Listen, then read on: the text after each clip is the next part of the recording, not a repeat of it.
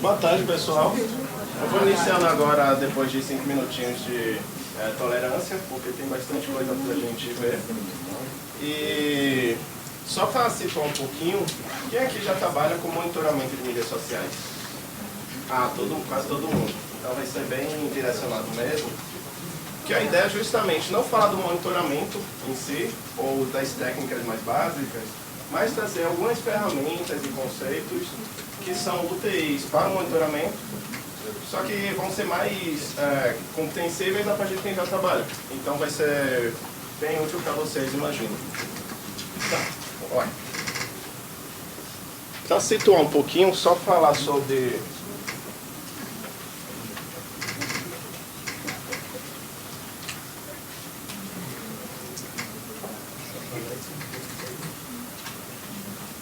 Agora sim. Para situar um pouquinho, só falar um pouquinho sobre meu currículo. Já tem um site lá, alguns de vocês já viram, então não vou gastar tempo com isso. Atualmente sou gerente de produto da Social Figures, que é uma empresa que tem uma ferramenta de monitoramento que se chama BrandCare. Eu trabalho nessa gerência de produto justamente para desenvolver novas funcionalidades, como análise de redes, que lançamos ano passado e teve um feedback muito legal. A gente está agora fazendo um semi-jabá, patrocinando um evento que se chama Retweet Summit, que vai acontecer no próximo mês, e a gente está oferecendo esse evento como patrocinador e vamos mostrar um pouco dessa análise de redes lá, que é algo já pronto, já estruturado junto com a ferramenta. Então hoje eu quero falar um pouquinho mais de algo que a gente está estudando para melhorar a ferramenta ao longo do tempo, mas que já pode ser utilizado por analistas, como vocês, que já trabalham com monitoramento, porque existem vários e diversos softwares gratuitos para trabalhar linguística de corpos, só que, na maioria dos casos, eles são pouco conhecidos, porque são muitos do ambiente acadêmico e o mercado não olha tanto assim. E além disso, a gente está lançando esse mês o Instituto Brasileiro de Pesquisa e Análise de Dados, que é essa outra marquinha aqui no slide, que vai ser um órgão de formação de profissionais em pesquisa, tá, como monitoramento de mídias sociais e pesquisas digitais relacionadas a mídias sociais, web, SEO, etc., mas também pesquisa de modo mais geral, relacionado à política e relações governamentais, cursos de R, programação e análise de dados de ciências mais duras, digamos assim, com professores de física, professores de estatística, que vão se relacionar com esse mundo da comunicação. O site vai estar no final dessa palestra, que já está disponível no slideshare.com/taruchijo, que está ali no cantinho, e tem um link para o IBPED, então quem tiver interesse pode deixar o e-mail lá, que assim que a gente lançar, vamos avisar e disparar alguns e-mails marketing. Quero iniciar então, antes da gente chegar no monitoramento, falando um pouco sobre mídias sociais e linguagem. As mídias sociais hoje têm um mercado muito forte, que a maioria de vocês trabalham em monitoramento. Se 7 anos atrás seria difícil pensar que um mercado com monitoramento de mídias sociais emprega tanta gente. Porque, afinal de contas, isso é algo relativamente novo. Pessoas falam sobre marcas, pessoas falam sobre o seu cotidiano, que viram valor para agências que transformam isso em relatórios rentabilizáveis para empresas. E tudo isso está baseado na linguagem. Por isso esse interesse em falar de linguística, porque se a gente pensar um pouco sobre o que são mídias sociais do ponto de vista do mercado, alguns elementos que são essenciais. Primeiro, a atenção dos usuários. Aquele livro do Chris Anderson, A Cauda Longa, fala muito dessa noção de atenção e de segmentação de atenção.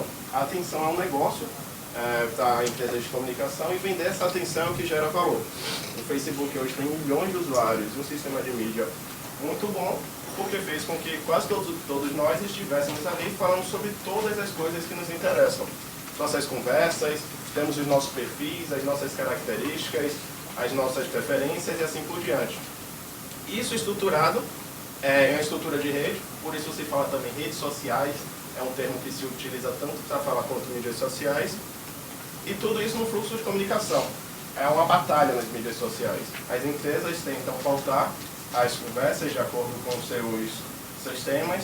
Não é à toa hoje que grandes referências de marcas nas mídias sociais, com determinado grau de polêmica, são marcas que utilizam do humor, como Ponto Frio, como alguns bancos, como a Prefeitura de Curitiba, que é um pouco distanciado do que se pensa quando se fala de uma gestão municipal você fala de um setor financeiro, mas foi a solução que os profissionais dessas empresas encontraram para trazerem ao vivo, entrar na conversa das pessoas. E toda essa conversa, toda essa troca de informação, isso que gera atenção, isso que faz a gente entrar no Facebook para procurar conversar com as pessoas, procurar conteúdo divertido, procurar conteúdo para nos mobilizarmos, falarmos mal do Aécio, falarmos mal da Dilma, falar bem de uma marca ou mal de uma marca, tudo isso é baseado na linguagem. Essa linguagem hoje é transformada em informação no monitoramento de mídias sociais, mas eu acredito que a gente pode ver essa informação de diversas óticas. Então eu vou tentar trazer um pouco dessa ótica da linguística para cá. Eu gosto muito de uma frase, ainda de 2003, quando as primeiras mídias sociais estavam surgindo. Em 2003 você tinha ali a predominância dos blogs, que é considerado uma mídia social, a pessoa pode se apresentar como uma pessoa em um determinado blog, seja ele pessoal ou profissional, mas você não tinha essas mídias sociais como conhecemos hoje, como Facebook, Twitter, Orkut, por exemplo. E essa frase da Jenny Sander eu acho muito interessante porque fala o seguinte: criar um perfil é como se você estivesse se digitando no computador, se digitando na existência. Ou seja, você passa a existir no momento em que você preenche um perfil. Especialmente nesse período em que a troca de imagens e vídeos era muito mais complicada de se fazer, por causa da banda larga, que não era tão larga nesse ano.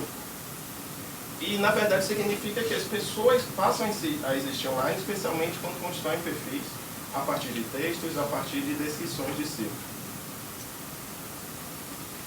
E nas mídias sociais temos práticas linguísticas que são herdadas ou adaptadas do presencial. Afinal de contas, na verdade isso até parou um pouco nos últimos anos, mas em quase todo evento de mídias sociais em 2010, 2009, um ou vários palestrantes em algum momento tinham um slide. As mídias sociais são como um bar. Você vai ali, você tem que conversar, você vai trocar informações e você deve ver isso de uma forma como uma conversa presencial mesmo. Você está ali nas mídias sociais para conversar. E é exatamente isso que acontece. Especialmente quando mais e mais pessoas utilizam informações digitais como mídias sociais, blogs, etc., a linguagem e as coisas que as pessoas fazem digitalmente são muito mais e mais semelhantes ao que fazemos presencialmente. Nós conversamos com pessoas, especialmente que também conhecemos na vida presencial, e hoje vários estudos do próprio Facebook, Twitter e pesquisadores acadêmicos mostram isso.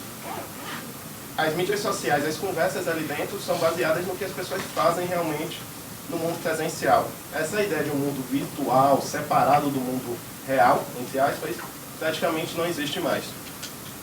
Então temos práticas linguísticas que são reproduzidas ali. Conversas, opiniões sobre política, opiniões sobre marcas e por aí vai. Mas também temos algumas práticas linguísticas que são próprias das mídias sociais. Por exemplo, o About Me, ou um perfil. Quando você preenche uma bio no Twitter e fala quem você é, ou você preenche quem eu sou, quando você cria um Facebook, você está criando ali uma representação sua online que vai permanecer disponível para qualquer pessoa, a depender da privacidade do perfil, acessar. Ou seja, você tem uma representação sua ali continuamente. Isso é algo que é diferente do que era anteriormente. A não ser que você fosse uma personalidade pública ou alguém famoso, não existia um documento que dizia e descrevia quem você era. Hoje não. Hoje qualquer pessoa que tem acesso às mídias sociais tem isso. E devido à importância disso, afinal qualquer pessoa pode entrar online, digitar Tarcísio Silva no Google e encontrar informações sobre mim, as pessoas preenchem esses perfis com muito cuidado, porque querem realmente que representem ela. E essa representação é feita a partir de texto. Ou seja, é possível conhecer melhor as pessoas a partir... Opa, por favor. Obrigado, te facilita.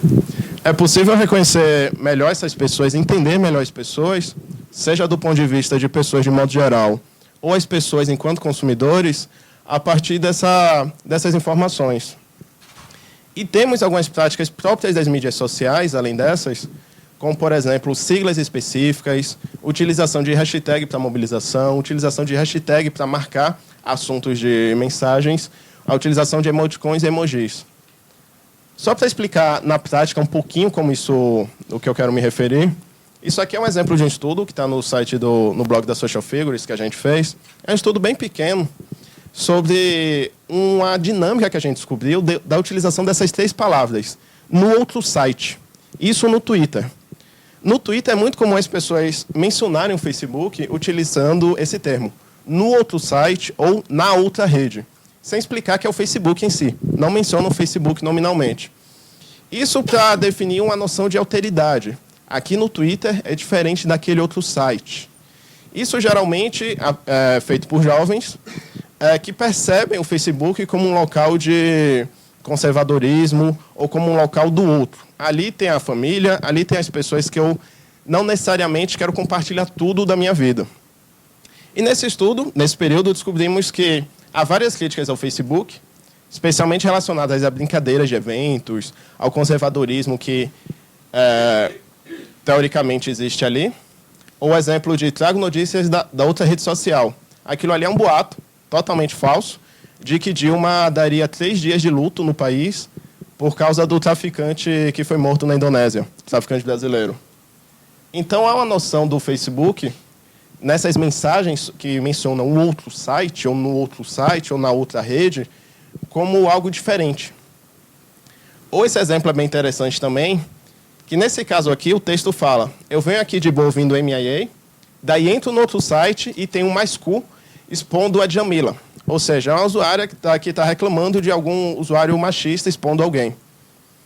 No outro tweet é justamente o contrário. É um usuário que está falando que tem feminismo demais no Facebook e que ele não gosta de ir lá por causa disso. Então, na verdade, os dois estão no Twitter, os dois estão falando do Facebook, de coisas que são exatamente o contrário do que eles acreditam.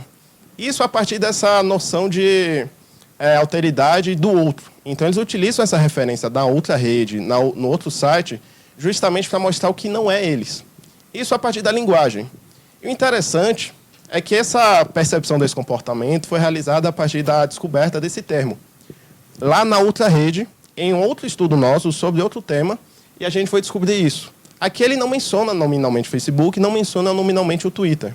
Mas isso fez com que se descobrisse um comportamento que está escondido, digamos assim, dentro daquelas palavras. E aquelas palavras trouxeram esse comportamento e a gente monitorou milhares de tweets que falam e utilizam esse termo na outra rede ou no outro site. Então, só fazer uma revisão bem rápida sobre monitoramento, que eu vou passar correndo para dar tempo de mostrar tudo, já que todos vocês já trabalham com monitoramento, quase todos vocês. O monitoramento de marcas e concorrência nas mídias sociais já é um mercado bastante consolidado, que emprega milhares de pessoas no Brasil e que se fundou em algumas premissas. Essas premissas são baseadas especialmente na ideia de marketing, do marketing boca a boca. Se as pessoas falam sobre uma marca, falam sobre uma empresa online, isso significa que outras pessoas podem ver isso, podem ver aquela opinião. E se podem ver essa outra opinião, essa opinião está influenciando outras pessoas. Por isso que existe hoje uma empresa e um site como Reclame Aqui, que tem um modelo de negócio muito interessante, que é dar visibilidade para as opiniões dos consumidores que estão reclamando de alguma empresa e, do outro lado da ponte, ajudar as empresas a responderem essas pessoas, as que estão interessadas. Porque se você entrar no Reclame Aqui e ver algumas páginas de algumas telefonias, eles têm 40 mil reclamações e nenhuma reclamação respondida. Porque qual é a premissa na qual se estabelece o monitoramento de mídias sociais? As pessoas influenciam umas às outras porque têm perfis online e porque as pessoas procuram informações sobre marcas, sobre políticos, sobre qualquer coisa que geram a inquietação, que geram a incerteza. Quando você tem uma incerteza sobre algo, você vai procurar essa informação. E hoje, isso é feito especialmente nas mídias sociais e nos buscadores. Isso se transforma materialmente, por nós que trabalhamos com monitoramento de mídias sociais, em relatórios e informações acionáveis que vão gerar um valor para o cliente final e que esse cliente final vai pagar esse serviço que paga o nosso salário. Existem 3 núcleos principais que vão variar de cada empresa, de cada agência. Obviamente, cada modelo é diferente. Vocês trabalham de algum modo um pouco diferente ou bastante diferente em cada agência de vocês, mas temos 3 núcleos quando você pensa em monitoramento. O relacionamento, que é aquele monitoramento mais relacionado a saque. Você vê que a pessoa está falando sobre a marca e responder ela, seja por uma menção negativa para resolver um problema, como, por exemplo, isso é bem comum e bem estruturado, especialmente em empresas de e-commerce, ou para transformar em oportunidade de comunicação, como no caso daqueles famosos e também polêmicos respostas de bancos a usuários, até fazendo poeminha junto com os usuários. Isso é relacionamento. Efetivo ou não, mas é um tipo de serviço que é oferecido pelo monitoramento de mídias sociais. O segundo núcleo, mais voltado a pesquisa e análise de percepção, é entender a marca em si. Como as pessoas falam sobre uma marca, sobre um produto. Seja uma análise de imagem mesmo, análise de imagem da marca como um todo, ou análise de features de um produto. Quais são os tipos e recursos de um produto ou de um serviço que são melhor ou pior analisados e como eles são analisados pelos consumidores. E, por fim, a gestão de crise, que seja uma gestão inteira de crise para entender como a crise se distribuiu nas mídias sociais, ou simplesmente, mas também com muito valor, prever essa crise, observar quais são as menções problemáticas a uma marca e, a partir daí, tomar uma ação de forma bem rápida. Por isso que os alertas em si, mesmo que não se transformem em um relatório, como essas telas que eu coloquei no slide, são dos valores mais buscados pelos clientes. E aí você tem 3 conjuntos de variáveis para gerar aqueles relatórios, quando você vai pensar neles. Você tem o sentimento, que a análise de sentimento é a camada mais básica quando se fala de monitoramento, que é ver se as menções são positivas, neutras, negativas, a partir de uma polaridade definida. Por si só, isso já traz uma métrica mais qualitativa sobre a marca ou sobre o produto, e quando ela é cruzada com outras coisas como métricas, elas podem gerar uma ação mais imediata. Por exemplo, o Rafinha Bastos falou mal do meu restaurante. Isso vai dar um problema enorme. Então, eu cruzei uma métrica, porque o Rafinha Bastos tem um alcance muito alto, com um sentimento negativo, nesse caso. Então, a depender da disseminação de uma mensagem ou do alcance de alguém que oferece uma mensagem, você consegue cruzar isso com sentimento e, a partir dali, já entender o impacto disso.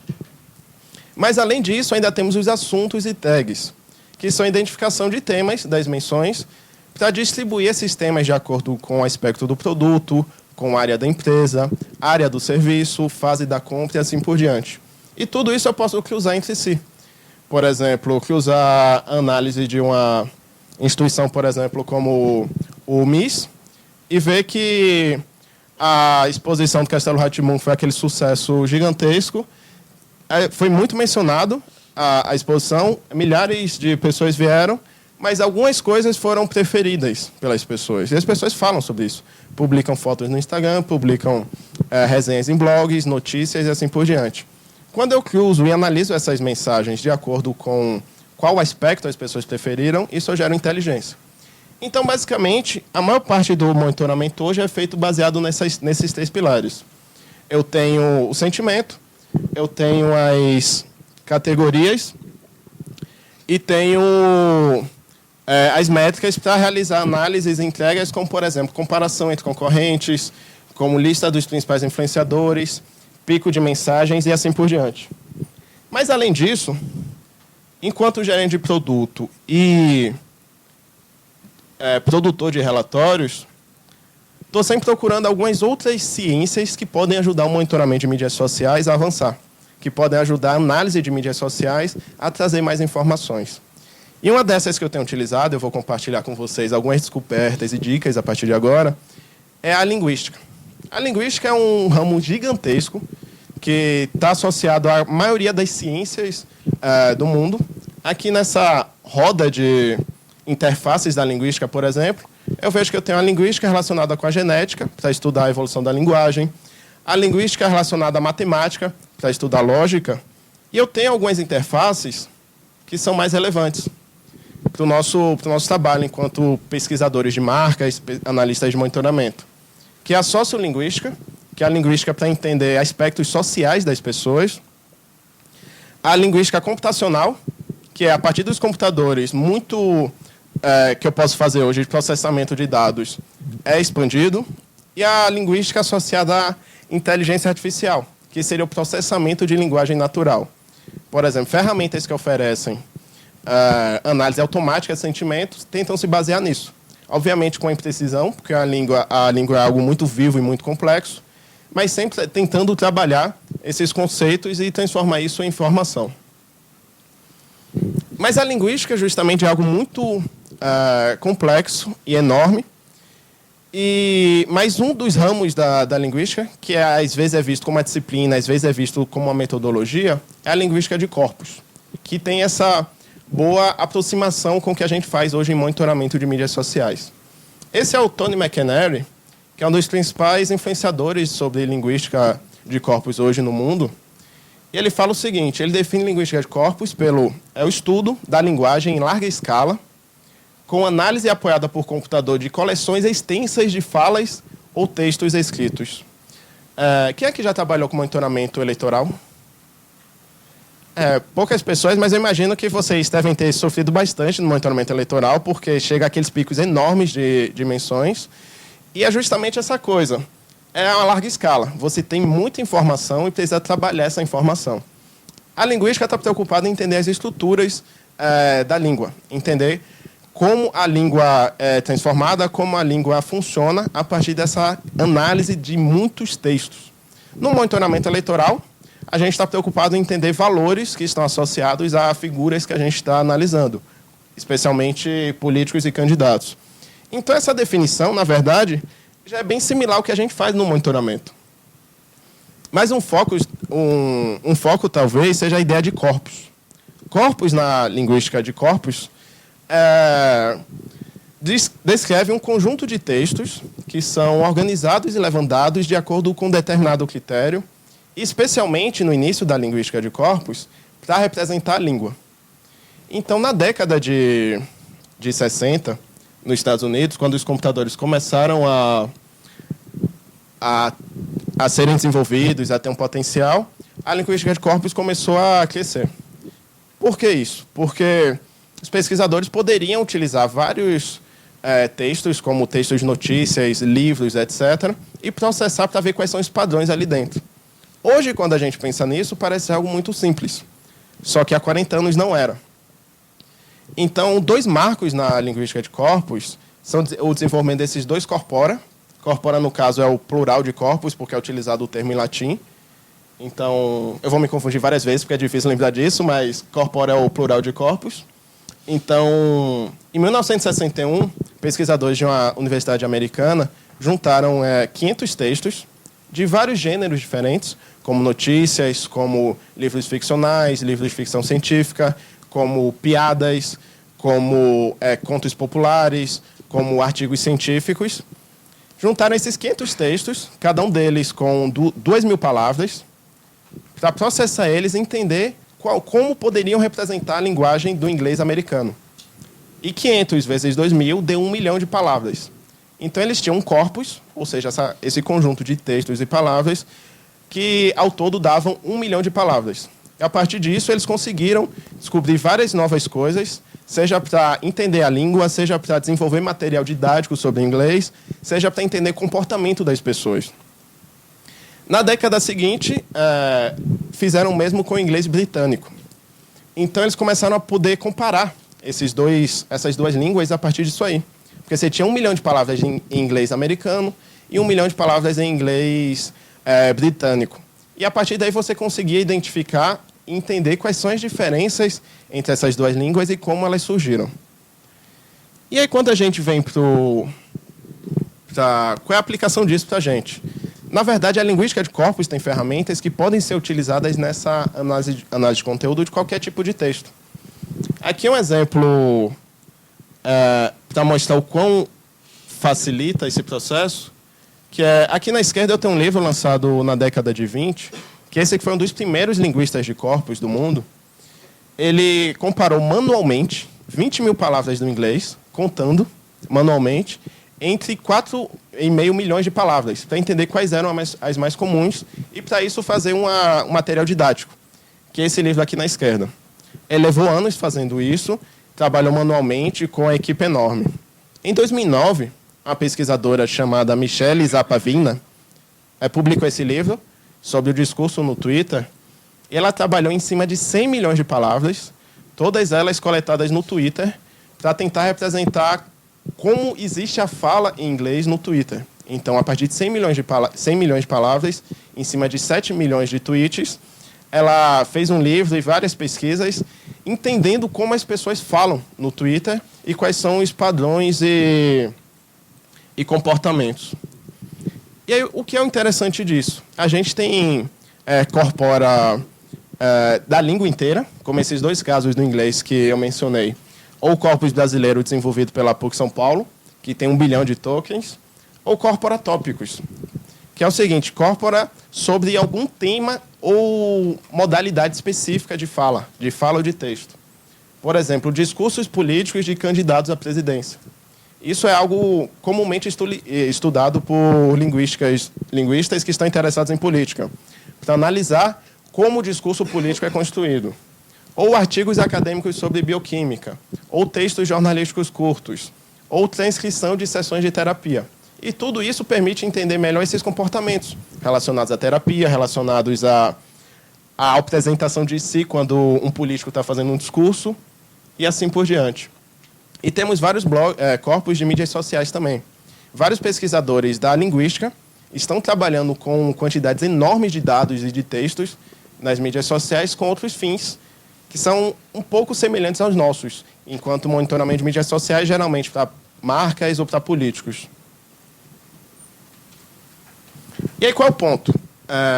Quase todo mundo aqui que levantou a mão, que já trabalha com monitoramento de mídias sociais, utiliza alguma ferramenta que armazena esses dados e significa que você já tem um corpora. Ou seja, você já tem uma quantidade de textos grande que você pode utilizar para analisar, seja a linguagem como um todo, ou, o que é o mais útil nesse caso, alguns comportamentos que vão ajudar você a gerar mais informações e mais insights sobre o comportamento do seu público ou sobre como a marca é falada e como o discurso se relaciona com sua marca. Aqui é um exemplo simples de um monitoramento que a gente faz para a Unicef. Durante um único mês, foram feitas 255 mil publicações nas mídias sociais sobre a Unicef que puderam ser coletadas pela ferramenta, pelo Brandcare, que é a nossa ferramenta. Nessas 255 mil publicações no Facebook, Twitter, blogs, eu tenho 5,4 milhões de termos e 173 mil palavras únicas. Ou seja, um monitoramento que a gente fez aqui de forma simples tem uma quantidade de palavras muito maior do que um livro desse que praticamente criou a linguística de corpos. Então, a partir da percepção disso, é possível que nós, enquanto analistas de monitoramento, possamos utilizar algumas ferramentas da linguística de corpos com os nossos fins, de entender melhor o comportamento das pessoas no nosso público. E como funciona isso? Os corpos desenvolvidos ali pela Brown University, por exemplo, os analistas procuraram 500 textos, com 2.000 palavras cada, mapearam esses textos, depois processaram esses textos, imputaram nos computadores, que na época você precisava de fichas super complexas para imputar esse texto, para chegar àquele 1 milhão de palavras. Mas quando a gente faz monitoramento de mídias sociais, essas centenas de milhares ou milhões de palavras já estão ali e podem ser utilizadas com essa lógica. Então, o que pode ser feito? O monitoramento é o que a gente já faz. Monitoramento de canais, monitoramento de keywords. Por exemplo, quem faz monitoramento para o João Willis, digamos, tem no Facebook dele milhares e milhares de comentários por dia de pessoas apoiando o deputado e pessoas xingando o deputado. Então, ali você tem uma quantidade enorme de mensagens sobre conflitos, sobre apoio político que podem ser analisadas. Então, o monitoramento e a quantidade de textos coletados é essa primeira fase que é mais simples, que quase todos nós aqui já temos. Eu posso utilizar técnicas de linguística para entender esses textos a partir do que as ferramentas já oferecem. Então, por exemplo, a frequência de palavras, que praticamente toda a ferramenta tem, que mostra quais são as palavras mais frequentes, que podem virar nuvens de palavras, é um recurso muito simples que foi desenvolvido na linguística de corpos originalmente. Então, aqui eu tenho um exemplo do Brandcare. Ou eu posso fazer diferente. Exportar o texto das mensagens, exportar o texto das menções, para trabalhar em softwares específicos de linguística de corpos e Text Analytics, que eu vou mostrar alguns para vocês agora. Existem 4 técnicas principais da linguística de corpos. a frequência de palavras, como eu mencionei anteriormente, colocações e concordâncias, análise morfológica e análise semântica. A frequência de palavras é o mais simples de ser compreendido. São a partir da frequência de palavras que a gente gera, por exemplo, as nuvens de palavras, que são comuns em relatórios de monitoramento. Quem aqui já gerou uma nuvem de palavras num relatório? Então, todo mundo, na verdade, já fez uma técnica de... Todo mundo que já gerou uma nuvem de palavras utilizou indiretamente uma técnica da linguística de corpos. Ver quais são as palavras mais frequentes, porque aquela frequência pode significar a relevância daquela palavra nos textos. Então, por exemplo, aqui no BlendCare, a gente tem frequências de palavras em formato de tabela e frequências de palavras, seja das menções ou das bios dos usuários.